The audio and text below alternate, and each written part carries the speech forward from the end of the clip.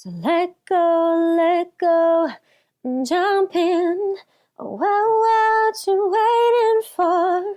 It's alright, because there's beauty in the breakdown. Hi, I'm Sarah Bueno, the host of Conversations with a Wounded Healer. I'm also a singer, as you may have noticed, and a psychotherapist. My practice is called Head Heart Therapy, and it's in Chicago.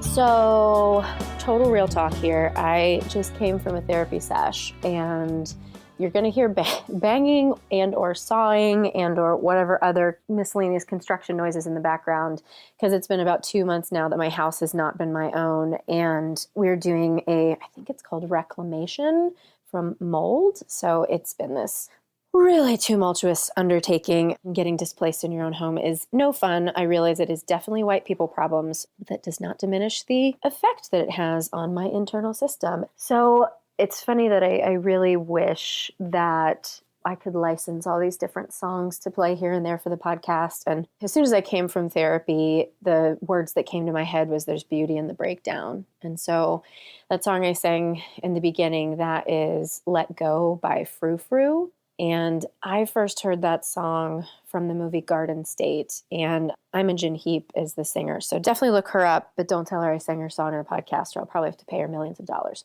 So I loved that line, and there was a time in my life when that movie came out. I can't remember what year it was, but when I guess it was the romanticism of depression and feeling crazy and out of control, there was something so poetic about that for me, and that song really spoke to that idea of being beauty in the breakdown.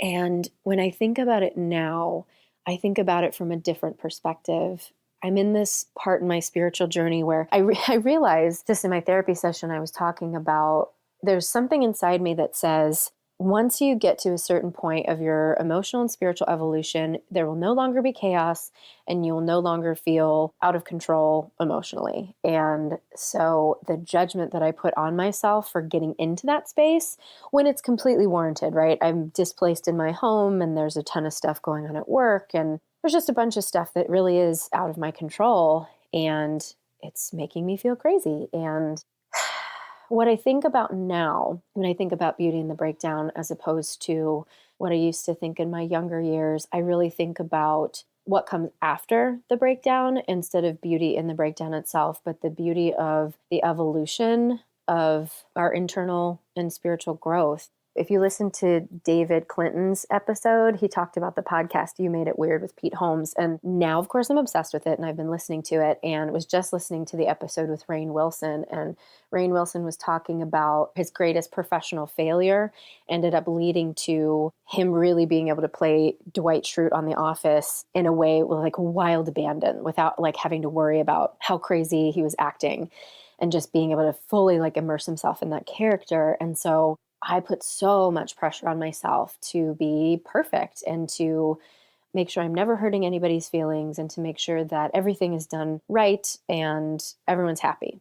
And I'm coming to this point where I'm having this breakdown because of all this pressure I put on myself. This belief system is just not serving me anymore, and I've got to let it go. And my hope is that the other side of this breakdown is going to be something else that comes up from this, maybe this more authentic way of relating with myself and relating with the world that doesn't keep putting me in this position where I just can't do anything right for myself. Ugh. Spiritual growth sucks, you guys. Ugh. I've been having a lot of conversations like this with clients lately.